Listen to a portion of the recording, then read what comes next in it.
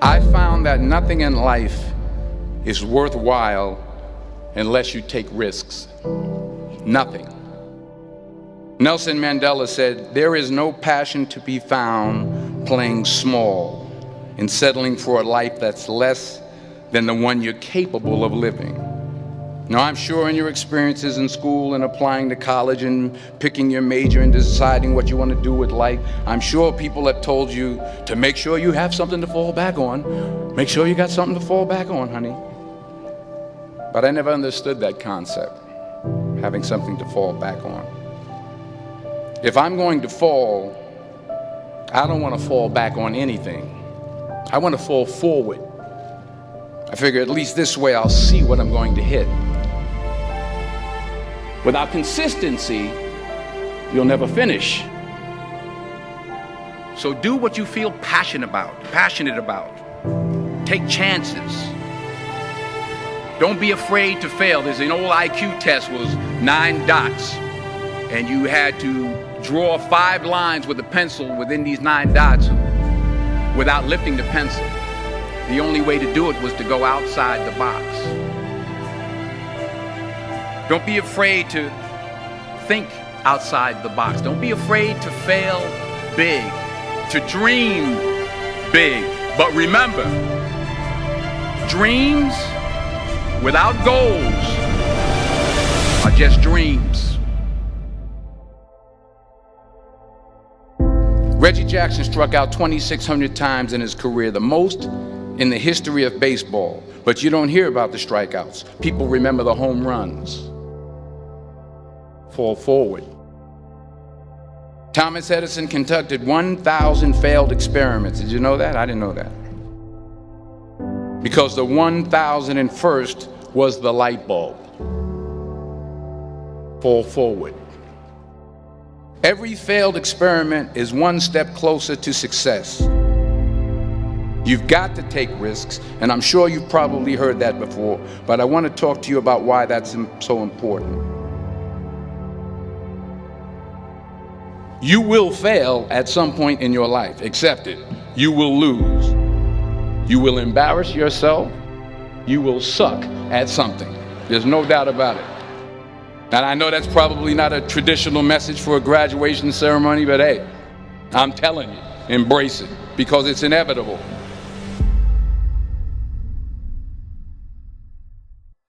In the acting business, you fail all the time. Early on in my career, I auditioned for a part in a Broadway musical. Perfect role for me, I thought, except for the fact that I can't sing. I didn't get the job. But here's the thing. I didn't quit. I didn't fall back. I walked out of there to prepare for the next audition, and the next audition, and the next audition. I prayed. I prayed, and I prayed. But I continued to fail, and fail, and fail. But it didn't matter, because you know what? There's an old saying, you hang around the barbershop long enough, sooner or later you're gonna get a haircut. So you will catch a break, and I did catch a break. Last year, I did a play called Fences on Broadway. But here's the kicker. It was at the Court Theater. It was at the same theater that I failed that first audition 30 years prior. The point is, every graduate here today has the training and the talent to succeed. But do you have the guts to fail? If you don't fail, you're not even trying. I'll say it again. If you don't fail, you're not even trying. To get something you never had, you have to do something you never did. So imagine you're on your deathbed, and standing around your deathbed are the ghosts representing your unfulfilled potential. The ghost of the ideas you never acted on. The ghost of the talents you didn't use. And they're standing around your bed, angry, disappointed, and upset. They say we came to you because you could have brought us to life, they say. And now we have to go to the grave together. So I ask you today, how many ghosts are going to be around your bed when your time comes?